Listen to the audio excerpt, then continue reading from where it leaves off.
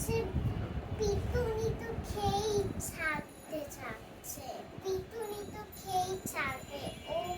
তো আমি তো জানি যে হঠাৎ দেখি যে আকাশ হচ্ছে একটু একটু অন্ধকার হচ্ছে, তাই না?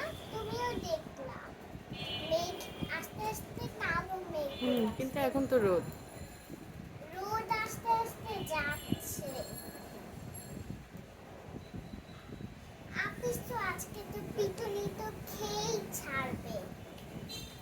পিটুনি কি মজাদার কিছু নাকি ব্যথাদার কিছু? তুমি বলো। ব্যথাদার কিছু।